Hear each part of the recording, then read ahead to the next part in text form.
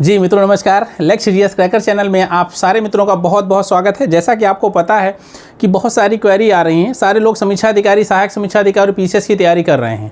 और जो लोग तैयारी कर रहे हैं उनके सामने एक समस्या आ रही है कि सर सिलेबस बहुत ज़्यादा है, कम समय में बहुत अच्छा तैयार कैसे करें, कम समय में रिवीजन कैसे करें, और इतना भारी भरकम सिलेबस को हम कंप्लीट कैसे करें। रिवीजन करें तो जाहिर बात है हम बार बार बोलते रहते हैं कि सिर्फ और सिर्फ एक ही तरीका है और वो है शॉर्ट नोट्स का। अगर आपने पढ़ाई के दौरान अच्छे से आपने समझा सिलेबस को, चैप्टर को अच्छे से समझा, और समझने के बाद में अगर शॉर्ट नोट्स आपके अपने हैंड रिटन नोट्स तैयार हो गए तो फिर उससे अच्छा कोई हो ही नहीं सकता है। अब अगर शॉर्ट नोट्स तैयार है तो उनको आप समझ भी सकते हैं अच्छे से, और समय रहते कम समय में अधिक से अधिक बुक का, अधिक से अधिक चैप्टर का, अधिक से अधिक जो है सिलेबस का रिवीजन कर सकते हैं। और कंप्लीट रिवीजन ही आपको लास्ट में फ़ायदा करता है और सबसे ज़्यादा नंबर दिलाता है। तो आज हम लोग जो चर्चा करने वाले हैं वो सारी समस्याएं आपकी आज दूर हो जाएंगी, जिसमें आपकी ये रहता है कि सर हम बहुत कम समय में स्टार्ट कर रहे हैं, अभी हमारे पास में समय नहीं है सर, अभी हम स्टार्ट कर रहे हैं, हम सर्विस में हैं, जॉब में हैं, हम कैसे सर इतना पढ़ सकते हैं। और आपका जो है थोड़ा सा मनोबल डाउन होने लगता है। वो इसलिए क्योंकि जब यहाँ से होमवर्क दिया जाता है या कोई चीज़ बताई जाती है फिर आपको लगता है कि हम पूरा नहीं कर पा रहे हैं, और ऐसा करते लगता है हमारे बस का नहीं है, इसको छोड़ देते हैं। तो आज हम वो सारी चीज़ें आपसे डिस्कस करेंगे और बताएंगे कि किस तरह से आप शॉर्ट नोट्स तैयार करेंगे तो आप घर पे बैठे बैठे जॉब में हैं, पार्ट टाइम जॉब कर रहे हैं, उन सारी समस्याओं को झेल करके, उन सारी समस्याओं को या उन सारी जिम्मेदारियों को लेते हुए आप अपनी तैयारी भी कंटिन्यू कर सकते हैं और बहुत अच्छे से रिवीजन कर सकते हैं, आंसर राइटिंग कर सकते हैं, निबंध लेखन कर सकते हैं, गद्यांश राइटिंग कर सकते हैं, और साथ में गद्यांश लेखन करते हुए आप जीएस के सारे सेगमेंट बहुत अच्छे से तैयार कर सकते हैं। तो हम लोग बात करते हैं आज शॉर्ट नोट्स की। जैसा कि मैंने आपको बताया है कि शॉर्ट नोट्स कैसे तैयार करें। देखिए शॉर्ट नोट्स आपको सबसे ज़्यादा महत्वपूर्ण होता है। हम आपको यहाँ पर आज चैप्टर दिखाएंगे कि किस तरह से करंट अफेयर्स के चैप्टर मिलते हैं आपको, और पूरे बुक में पूरा चैप्टर का बड़ा विस्तार होता है, और उसमें से जो आपके लिए इंपॉर्टेंट क्वेश्चन होता है या फैक्ट होता है उसको कैसे वहाँ से निकालेंगे और कैसे ईजिली उसको याद कर पाएंगे। हम लोग आज इसी पर चर्चा करेंगे। और मैंने आपको पहले बार बार बोला है कि आप कभी भी तैयारी करते हो तो एक बुक को 4 बार पढ़ो, एथेंटिक एक बुक लो बस, और उसके बाद में उसको 4 बार पढ़ो। आपका बहुत अच्छे से नोट्स तैयार हो जाएगा और बहुत अच्छे से पूरी बुक तैयार हो जाएगी। और सिलेक्शन के लिए जो 70 से 80% का ग्राफ होता है वो आराम से आपके गिरफ्त में होगा और उसको कर सकते हो, ठीक है ना। तो जैसा कि आपको पता है कि मिशन सचिवालय के तहत हम लोगों की लगातार क्लासें चल रही हैं, और समीक्षा अधिकारी, सहायक समीक्षा अधिकारी की जो तैयारी हमारी चल रही है वो अभी फिलहाल इसी को फोकस करके हम लोगों ने ऑनलाइन बैच की स्टार्टिंग की है। ऑफलाइन बैच तो हमारे पास में बहुत सारे हैं, लेकिन ऑनलाइन के लिए हमने इस पर एक्सपेरिमेंट किया है और 8-6 महीने से लगातार हमारी क्लासें चल रही हैं। अभी नया एक बैच स्टार्ट हुआ है, उस नए बैच की भी 3 क्लासें लगभग चल रही हैं, और उन 3 क्लासों में हम सारी चीज़ आपको बताते हैं। मतलब जीएस के लिए भी, करंट अफेयर्स के लिए भी, हिंदी के लिए भी, निबंध के लिए भी निबंध प्रैक्टिस कराते हैं, और साथ में हम लेटर ड्राफ्टिंग और हिंदी का गद्यांश वाला भी पोर्शन साथ में चलाते रहते हैं। देखिए ये घटना चक्र की बुक जाहिर बात है, घटना चक्र और प्रतियोगिता दर्पण। हमने आपको कहा है कि पीसीएस में और समीक्षा अधिकारी में आपको एग्जाम क्रैक करना है और अच्छे से करंट अफेयर्स के लगभग 30 क्वेश्चन तक, 25 से 30 क्वेश्चन का ग्राफ बहुत इजीली आपको कवर करना है। तो 2 बुकें पढ़िएगा, एक करंट अफेयर्स पढ़िएगा, ये जो घटना चक्र की आती है, और एक आप साथ में प्रतियोगिता दर्पण लगा सकते हैं, ठीक है ना। अगर आपको ढेर सारी बुकें होती हैं बहुत अच्छी अच्छी तो आप उनको भी ले सकते हैं। तो इससे भी कैसे नोट्स बनाएंगे ये भी हम आपको चर्चा करेंगे। साथ में आधुनिक भारत का इतिहास पढ़ रहे हैं, स्पेक्ट्रम पढ़ रहे हैं, या जो है और भी मार्केट में जितनी बुक हैं उनको पढ़ रहे हैं, तो उनसे कैसे आप नोट्स तैयार करेंगे। साथ में भूगोल के नोट्स कैसे आप तैयार करेंगे। बुकें हैं, इन बुकों को एथेंटिक बुक कहते हैं, इनको आप पढ़ते भी हैं, और सारे जितने भी अच्छे टीचर होते हैं यही सिलेबस आपको जो है सजेस्ट भी करते हैं। आप सोचते हैं सर इतनी मोटी मोटी बुकें एक एक सेक्शन की कैसे तैयार करें, तो अब उसके लिए शॉर्ट नोट्स भी ले सकते हैं, लेकिन शॉर्ट नोट्स दूसरे के होते हैं, फिर उनको याद करने के बाद, पढ़ने के बाद आपको लगता है कि इसके आगे पीछे और क्या है, डिटेल में पढ़ने का मन करता है। फिर जब डिटेल में जाते हैं तो फिर इन्हीं बुक में आ जाते हैं। तो आपको इन बुकों के साथ में अगर आप जो है शॉर्ट में तैयार करते हैं अपने हैंड रिटन नोट्स, तो आप समझिए आईएएस, पीसीएस और समीक्षा अधिकारी के लिए रामबाण का काम करेगा। साथ में आप प्रतियोगिता दर्पण पढ़ते हैं, इसके भी शॉर्ट नोट्स आपको कैसे तैयार करना है। हिंदी भी आप देखते हैं कि ढेर सारी आपके पास समस्याएं होती हैं, पर्यायवाची इतने होते हैं, विलोम शब्द होते हैं, अनेकार्थी शब्द होते हैं, तत्सम तद्भव, ये सारे चैप्टर आपको पढ़ने होते हैं। आप सोचते हैं सर इतना ढेर सारा लिखा हुआ है कैसे इसको याद करें। आधी चीज़ें तो उसमें ना पढ़ने वाली हैं जो आपको पहले से याद है, और जो नहीं याद हैं या जो आपको कंफ्यूज कर रही हैं उनको आपको करना है। ये मार्केट में सबसे मशहूर बुकें हैं, सबसे प्रसिद्ध बुकें हैं जिनको आप सारे लोग पढ़ते हो, और इन्हीं सारे बुकों से ही आपके क्वेश्चन भी बनते हैं, और इन्हीं क्वेश्चंस को आप अगर अच्छे से कर देते हो तो आपका सिलेक्शन भी हो जाता है, ठीक ना। अब इन सारी बुकों को, अभी इसमें तो हम 2-4 ही लगाए हुए हैं, इसके अलावा भी और ढेर सारी बुक हैं जिनको आपके चैप्टर में समाहित किया गया है, उनको आपको पढ़ना पड़ता है और उनके नोट्स आपको तैयार करने। सबसे पहले हम चर्चा करेंगे संक्षिप्त नोट्स की ज़रूरतें क्या क्या हैं।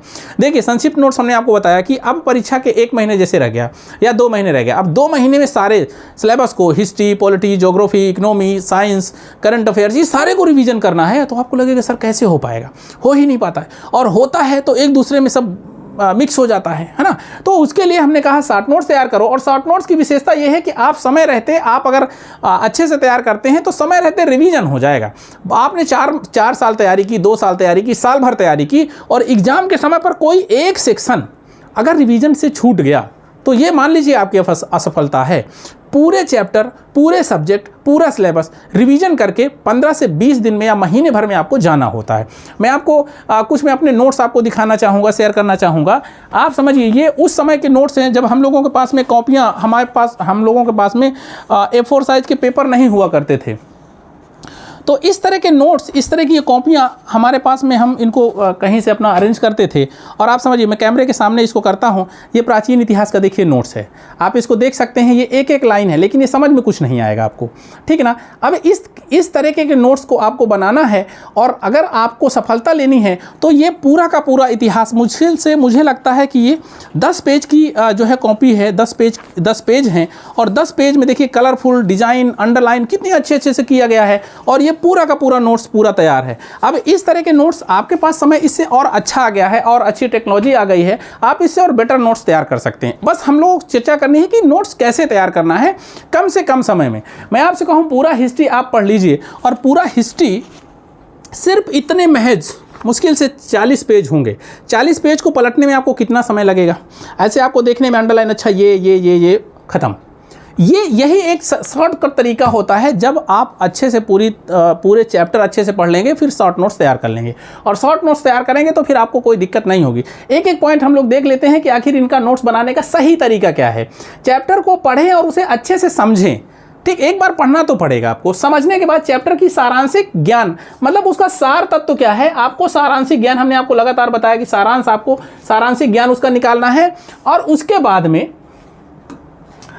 फिर इसके साथ ही मुख्य अवधारणाओं, तथ्यों, प्रमुख विषयों को अंडरलाइन कर लें। ये एक सबसे प्रमुख बिंदु है कि आपने पूरी बुक पढ़ी, लेकिन पूरे बुक में सारा सेंटेंस आपको लिखने की जरूरत नहीं है। आपने जो अंडरलाइन किया है, मुख्य तथ्य उसकी क्या है, अभी हम इसको प्रैक्टिस करके भी दिखाएंगे, उसको अंडरलाइन कर लेना है। क्या? उस तथ्य को अंडरलाइन कर लेना है। कोई सन हो सकता है, कोई नाम हो सकता है, कोई कंटेंट्स का कोई मुख्य बिंदु हो सकता है, कोई सिद्धांत हो सकता है, उसको आपने अंडरलाइन किया। और यहाँ पर मुख्य चैप्टर पहले डाल दिया कि हम हिस्ट्री का 1857 की क्रांति पढ़ रहे हैं, और 1857 की क्रांति जो 50 पेजों में है, 1857 की 50 पेजों के जो बुक है, उसको हमें 3 पेज में निपटा देना है। 3 पेज में, अब 3 पेज में पूरा सेंटेंस नहीं लिखना होता है, ठीक। तो इस तरह से आप इसको पढ़ें पहले, और पढ़ने के बाद में उसको अंडरलाइन करते ही हैं। अमूमन आप लोगों, कुछ लोग सोचते हैं, इसमें बहनें बहुत ज़्यादा इसको मानती हैं कि बुक में अंडरलाइन करने से किताब गंदी हो जाती है, ख़राब हो जाती हो, देखने में भद्दी लगती है। तो भैया उससे क्या फ़ायदा? जितना किताब को गंदी करेंगे, जितनी बार पढ़ेंगे उतनी बार गंदी होगी, जितनी किताब गंदी होगी उतना ही आपका ज्ञान निखर के सामने आपके दिमाग में आ जाएगा। वो पूरी की पूरी बुक आपके जो है दिमाग में आती रहेगी। और आपको किताब गंदी करके दिमाग अच्छा हो रहा है तो करना चाहिए, ठीक है ना। उसके बाद दूसरा पॉइंट क्या? प्रत्येक टॉपिक के लिए एक अलग शीर्षक लिखें। मतलब आपने 1857 की क्रांति लिखी, और उसमें देखा कि राजनीतिक कारण क्या था, सामाजिक कारण क्या था, धार्मिक कारण क्या था, एक एक 2-2 लाइन उसी के डैश करके पूरा लिख दिया, कोई सेंटेंस नहीं बनाया, और वो चैप्टर खत्म हो गया। उसके बाद में आपने दूसरा टॉपिक डाला, उसका उपशीर्षक लिखा, और उसके भी आप जो है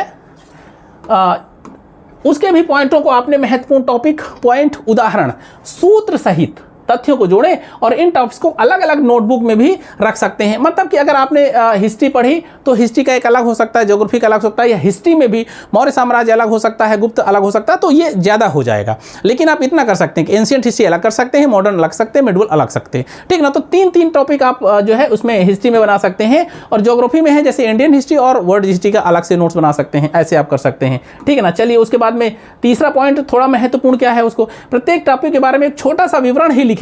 छोटे मोटे पैराग्राफ्स, बुलेट बिंदुओं, सूची के रूप में मतलब हो सकता है, मतलब बुलेट में हो सकता है, बिंदु लगा करके हो सकता है, या मोटे मोटे पैराग्राफ से लिख सकते हैं। मतलब मोटा का मतलब ये होता है कि इतना बड़ा लिखा हुआ, इतना मोटा पैराग्राफ, उसका मेन अंश डाल करके लिख सकते हैं। बुलेट बिंदु लगा करके उनको आप शुरुआत कर सकते हैं, ठीक है ना। प्रमुख तथ्य उदाहरण मुख्य शामिल कर सकते हैं, मतलब अपने शब्दों में लिखना है, बस इतना ध्यान रखना है आपको। उसके बाद में तीसरा पॉइंट क्या है, नोट्स को स्वच्छ, आकर्षक और साफ सुथरे ढंग से लिखें। सबसे पहली बात यह है कि जब आप स्वयं तैयार करते हैं तो अगर स्वच्छ और आकर्षक नहीं होंगे तो आपका खुद मन नहीं लगेगा पढ़ने में। तो आप कलरफुल पेन का प्रयोग कर सकते हैं, मतलब रेड पेन का भी प्रयोग कर सकते हैं, ग्रीन का भी, जो आपकी आंखों को अच्छा लगे, जो आपकी आंखों को कई बार मतलब जरा अच्छा लगे कि इसको कई बार हम पढ़ सकते हैं, उन कलरफुल पेन का भी प्रयोग कर सकते हैं अपने नोट्स के लिए, ठीक है ना। अंडरलाइन कर सकते हैं, स्पष्ट खंड, उपशीर्षक, बुलेट बिंदु का प्रयोग कर सकते हैं। इसके नोट्स आसानी से आपका रिवीजन और समझने में आसानी होगी, रिवीजन हो जाएगा, ठीक है ना।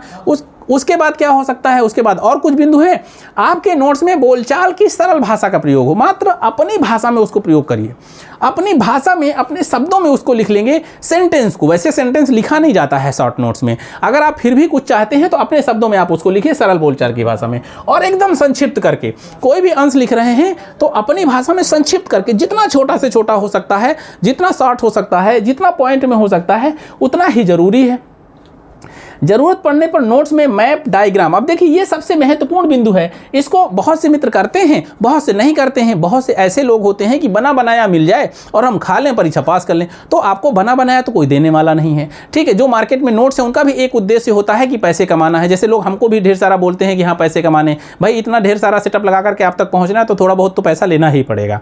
और बुक्स मार्केट में क्या है कि मार्केट में आप समझिएगा कि बुक कोई भी पढ़िए, लगभग अंदर का कंटेंट्स एक जैसा होता है, को सब एक दूसरे की कॉपी पेस्ट करते हैं, कोई अपने से नहीं बनाता है। और आप अपने नोट्स तैयार करके मार्केट में उतार दीजिए, देखिए एक नया वो शुरू हो जाएगा, सीरीज शुरू हो जाएगी, ठीक है ना।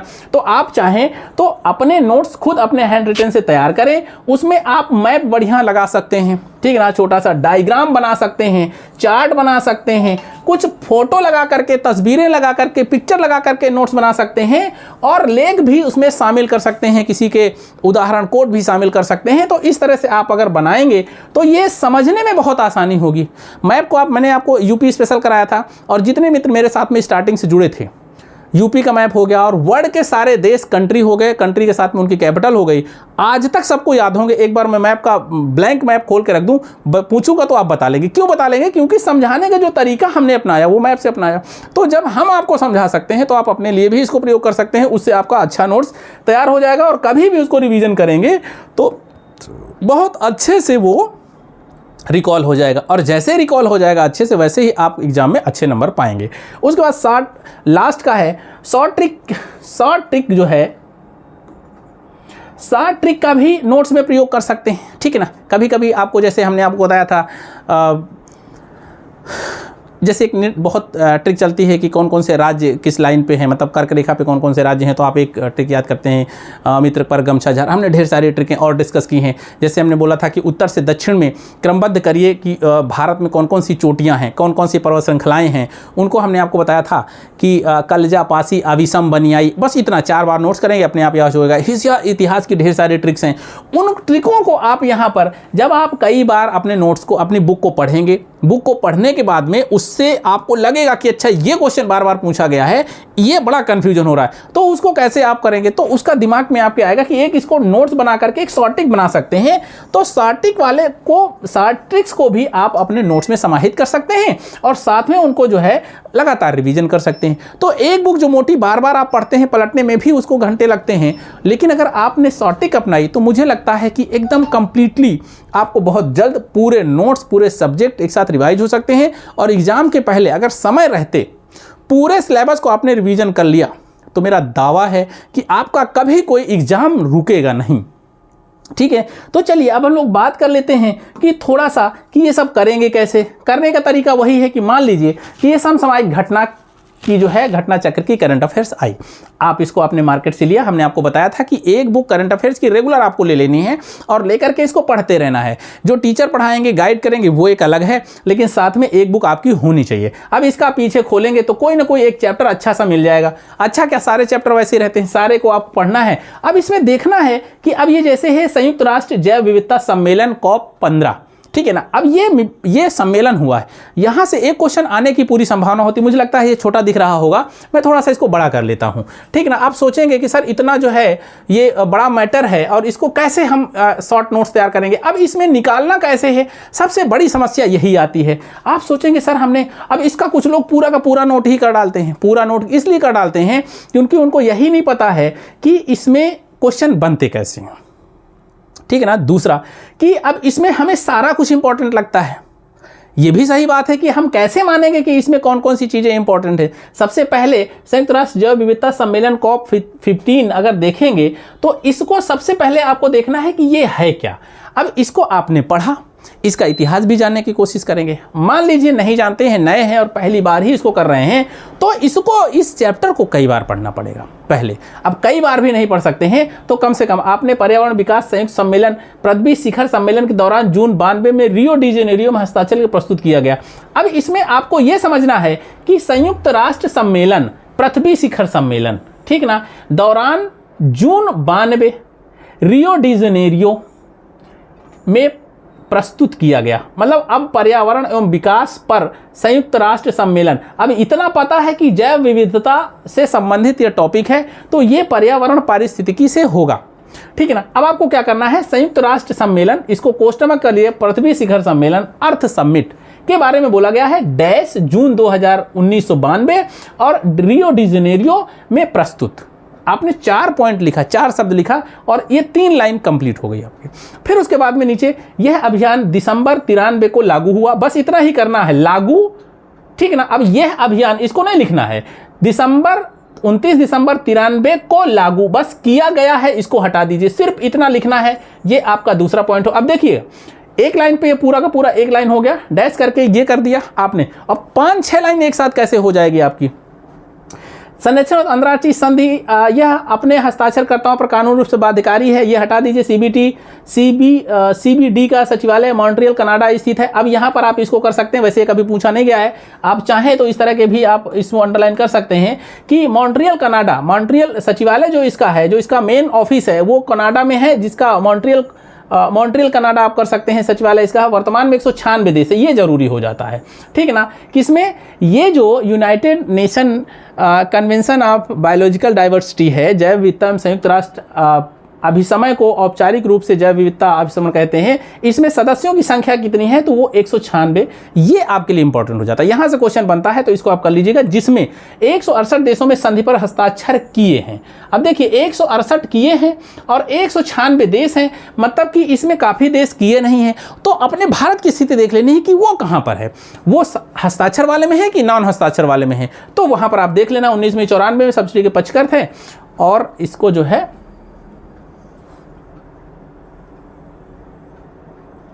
इसको जरा इस तरह से आप कर सकते हैं। ये करंट अफेयर्स का है, करंट अफेयर्स के नोट्स ऐसे भी तैयार कर सकते हैं।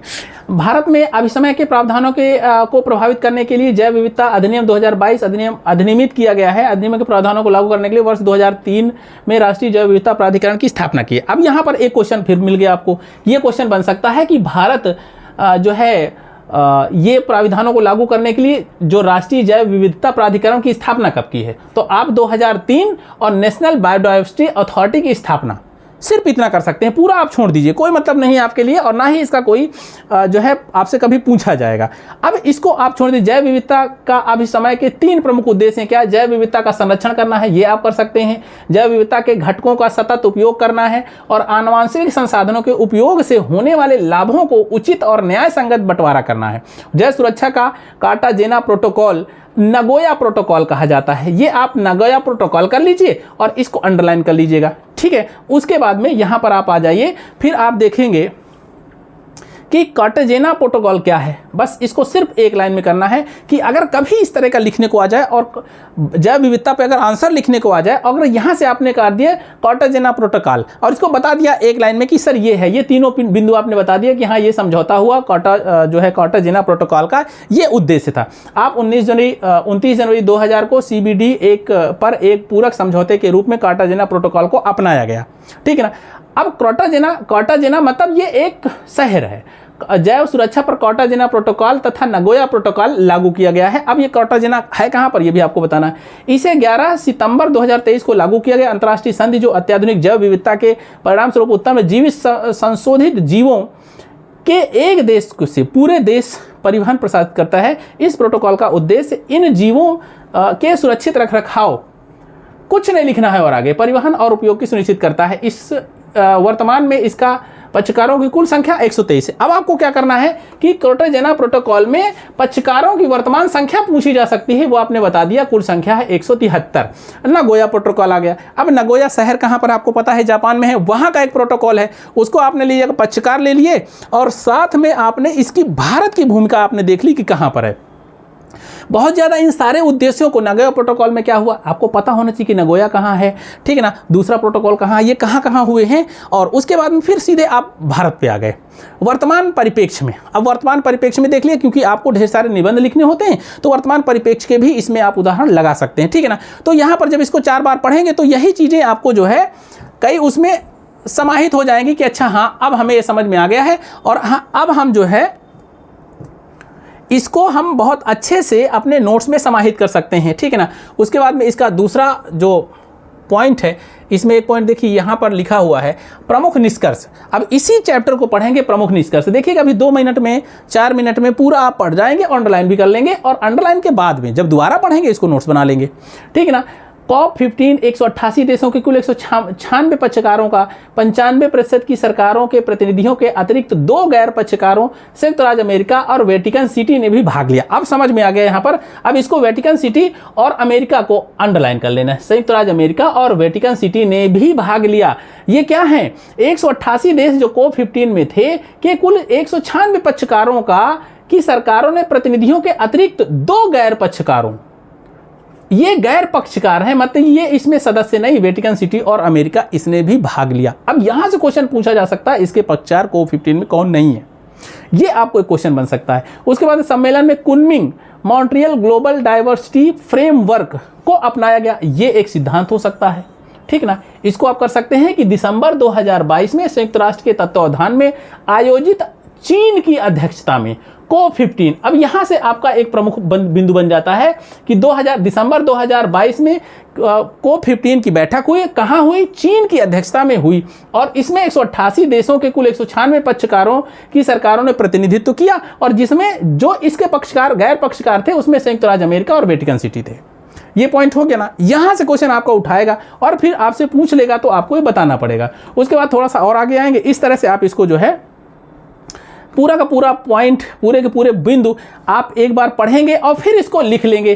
चीन द्वारा COP15 की अध्यक्षता, आप देखिए ये चित्र बना करके इन्होंने, हमने कहा ना कि आप अगर नोट्स बना रहे हैं तो चित्र में भी बना सकते हैं, वो सारा कुछ लिखने की जरूरत नहीं है, सिर्फ ये चित्र बनाइए और इसमें लिख दीजिए दिसंबर 2022 जैव विविधता पर अभिसमय के पक्षकारों के सम्मेलन की 15वीं बैठक थी, दूसरा चरण था, मॉन्ट्रियल कनाडा में हुआ, आयोजित, शामिल 4 उद्देश्य 23 लक्ष्य थे। ये भी आपका लिए 4 उद्देश्य हमने पहले बता दिया है। साथ में चीन के अध्यक्षता में हुई थी।